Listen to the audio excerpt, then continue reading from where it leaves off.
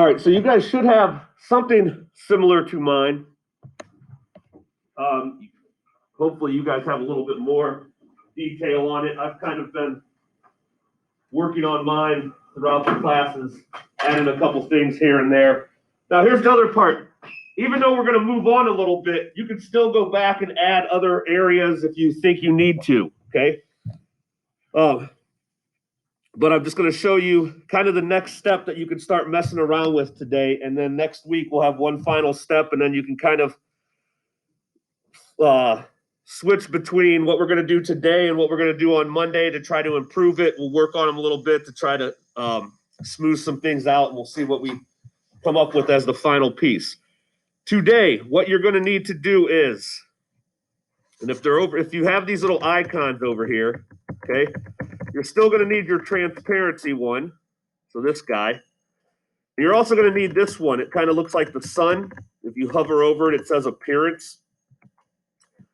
Okay, and here's what the appearance is. It will actually give you whatever piece you click on. It will actually tell you all the stuff that you have on it. Okay, so like, look, I'm on the label, and I'm on the appearance panel. It says that I have no stroke on. The fill is gray. The opacity is at default. Okay, you're going to need that because if you want to change whatever you do today, and with what I'm about to show you, that's where you'll find it to make changes if you don't like something. All right. So if you don't have the little symbols over here, you can go up to Window, and I can go Transparency. So there's my Transparency one. Maybe I drag it out, and I also have my Appearance one. So now I have both of them. Okay. Transparency and Appearance. If you don't see them, you go to Window, and that's where you find them, all right? So here's how this works. We're going to start trying to take some of these shapes here, okay, that we've put in. And right now, I mean, it kind of looks, we can tell it's a bottle. We can tell there's different areas of light, shades and highlights. But we're going to try to attempt to improve them a little bit by not making them such hard-edged areas, okay? Very easy. And there's no right or wrong, what I'm about to show you. It's personal preference, okay? Here's how it works. Check it out. I'll do this gray area. So make sure you have your black arrow, okay? Click on one of your paths or your layers. There it is. So I'm doing this one right here, okay?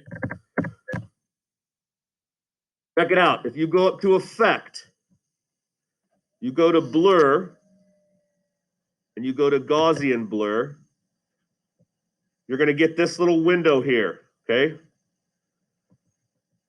This radius, if it's way down, it does nothing.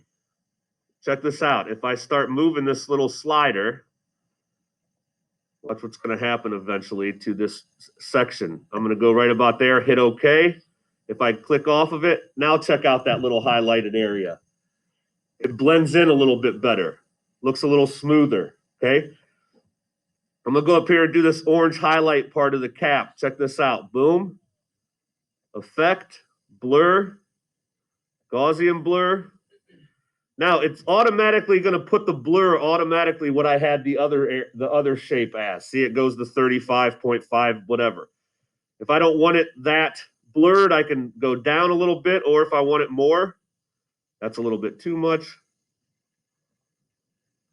We'll go right about there, hit OK, click off of it, and now check out the part of my bottle cap. All right, it looks a little bit more natural. Very easy thing to do. Here's the deal. Everybody stop, look up here. Please stop and look up here. Let's say you decide you don't like something, like I don't like how I blurred this down here, okay? Here's why you need the appearance panel. If you want to change the way it's blurred, you click on it again, okay?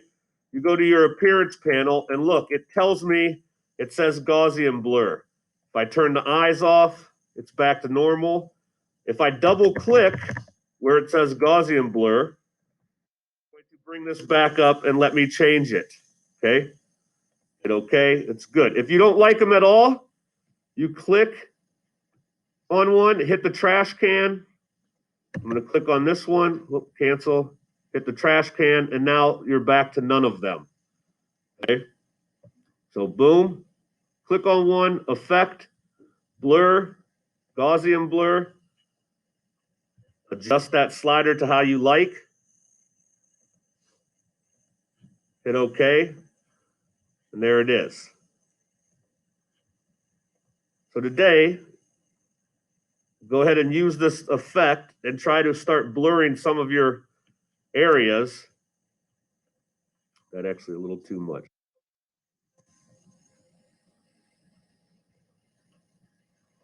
You can also type in a number for, there you go. Like the left side of the bottle now looks a lot better than the right side. Check it out. Softening up some of those edges makes it look a little bit better.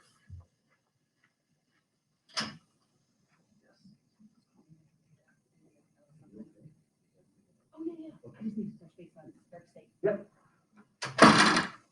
So, very easy technique. Today, work on trying to soften up some of those highlight and shadow areas. All right, just doing that simple thing. Click on one of your shapes, effect, blur, Gaussian blur, and adjust them to how you like. All right, and then in the appearance panel, if you don't like something, you just go back onto that appearance panel and double click the effect you did, and you can adjust it, delete it, whatever you need to do. Next week, we're going to add 2 more things to try to make it look even more realistic of an illustration, and then we'll move on. We good?